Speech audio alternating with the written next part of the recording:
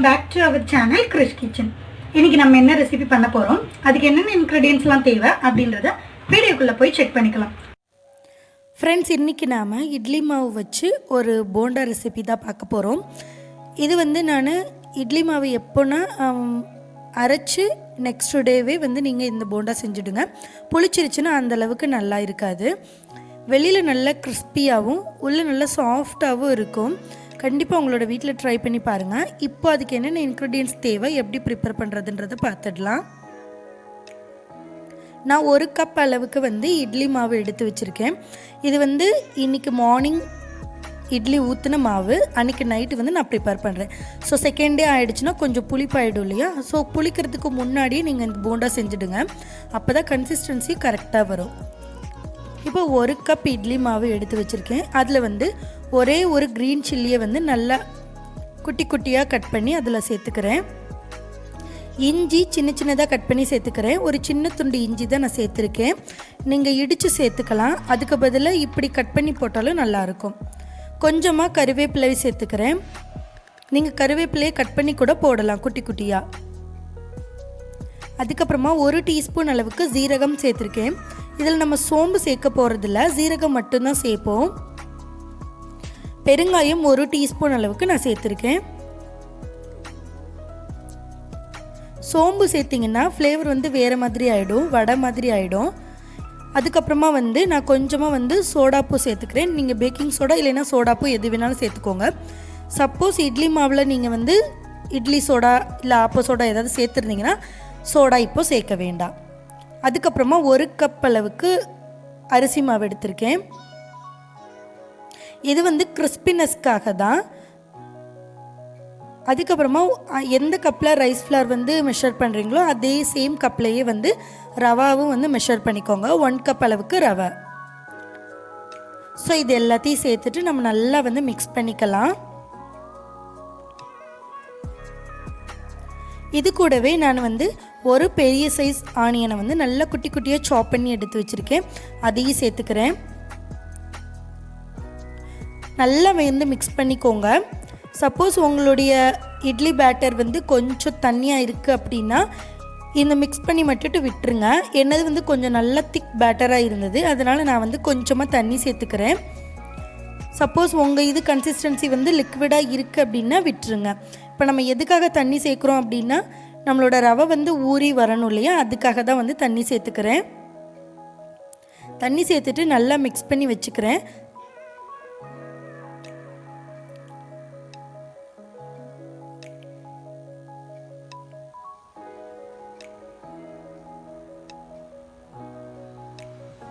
இப்போ இது கூடவே நான் கொஞ்சமாக கொத்தமல்லி இலைகளை இந்த மாதிரி கட் பண்ணி சேர்த்துக்கிறேன். உங்கள்கிட்ட புதினா இருந்தால் புதினாவும் நீங்கள் சேர்த்துக்கலாம். அதுவும் ஒரு அடிஷ்னல் டேஸ்ட் கொடுக்கும், ஃப்ளேவரும் டிஃப்ரெண்ட்டாக இருக்கும்.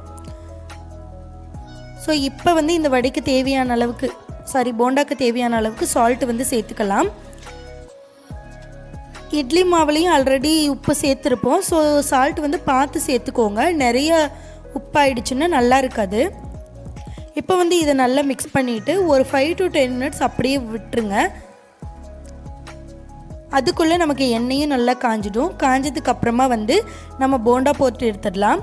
நான் இந்த மாதிரி போடுறதுனால போண்டான்னு சொல்கிறேன். நீங்கள் இதுக்கு பதிலாக வடையாகவும் தட்டி போட்டுக்கலாம். நான் அப்படியே கொஞ்சம் கொஞ்சமாக கையில் எடுத்து போண்டா மாதிரி போடுறேன். நல்ல கிறிஸ்பியாக வரும். வெளியில் உள்ளே நல்லா சாஃப்டாக இருக்கும். நான் சொன்ன மாதிரி புளிக்காத மாவில் ட்ரை பண்ணுங்க. அப்போ தான் டேஸ்ட்டு நல்லாயிருக்கும். கொஞ்சம் மாவு புளிச்சுட்டா கூட அது டேஸ்ட் போயிடும். ஸோ நீங்கள் நைட் மாவு அரைச்சி வச்சுட்டு மார்னிங் அதை இட்லி சுடுறீங்க இல்லையா, அன்றைக்கி ஈவினிங் இந்த வடை செஞ்சுடுங்க.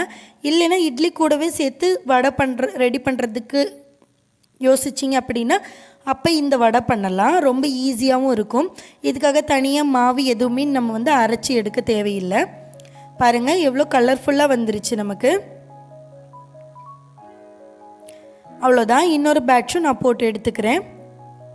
ரொம்ப ரொம்ப டேஸ்ட்டாக இருக்கும்.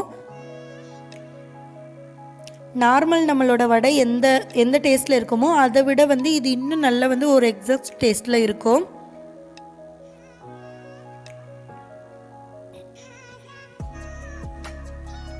ஈவினிங் டீ டைமில் சாப்பிட்றதுக்கு ஒரு ஆப்டான ஸ்நாக்ஸாகவும் இது இருக்கும். அட் த சேம் டைம் நான் சொன்ன மாதிரி இட்லி ரெடி பண்ணுறீங்க அப்படின்னா அது கூடவே சேர்த்து இந்த வடையும் செஞ்சுட்டிங்கன்னா ஒரு பர்ஃபெக்ட் பிரேக்ஃபாஸ்ட் நீங்கள் சாப்பிட்ட மாதிரி ஒரு ஃபீல் இருக்கும். ஸோ 2 பக்கமும் நல்லா திருப்பி போட்டுக்கோங்க. பாருங்கள் எவ்வளோ அழகழகாக வருதுன்னு, நல்ல பஃபியாகவும் வரும்.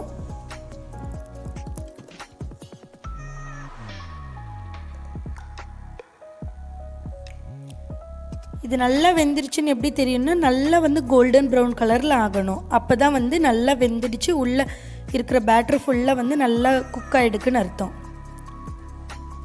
அவ்வளோதான், நம்மளோட கிறிஸ்பியான ரொம்ப ரொம்ப டேஸ்டியான அட் த சேம் டைம் இன்ஸ்டண்ட்டாக செய்யக்கூடிய இட்லி பேட்டர் வடை ரெடி ஆகிடுச்சு. கிறிஸ்பி போண்டா இது நல்லா வந்து பார்த்திங்கன்னா தெரியும், நம்ம பிக்கும்போது வெளியில் வந்து நல்லா கிறிஸ்பியாக இருக்குது. உள்ளே இருக்கிறது பாருங்கள் நல்ல சாஃப்டாக இருக்கும். நம்ம ஆல்ரெடி இட்லி மாவில் வந்து உளுந்து வெந்தயம் எல்லாமே சேர்த்துருப்போம் இல்லையா, ஸோ அந்த டேஸ்ட்டும் வந்து இதில் வந்து நல்லா இந்த போண்டாக்கு வந்து ஒரு அடிஷ்னல் ஃப்ளேவர் கொடுக்கும். கண்டிப்பாக உங்களோட வீட்டில் ட்ரை பண்ணி பாருங்கள். இன்ஸ்டண்ட்டாக செஞ்சிடலாம் வீட்டில் மாவு இருந்ததுன்னா. ஸோ இனிமேல் இட்லிக்கு மாவு அரைக்கும் போது இட்லி சுடும் போது கண்டிப்பாக இந்த போண்டாவும் சேர்த்து செஞ்சு பாருங்கள். எப்போவும் இட்லி சட்னி சாம்பார் கூட சேர்த்து இந்த போண்டாவும் செஞ்சு கொடுத்தீங்கன்னா ரொம்ப விரும்பி பிரேக்ஃபாஸ்ட்டை என்ஜாய் பண்ணி சாப்பிடுவாங்க. இந்த ரெசிபி உங்கள் எல்லாருக்கும் பிடிக்கும் நம்புறேன். கண்டிப்பாக உங்களோட வீட்டில் ட்ரை பண்ணி பாருங்கள். நெக்ஸ்ட் ஒரு இன்ட்ரெஸ்டிங்கான ரெசிபியோட உங்கள் எல்லாரையும் மீட் பண்ண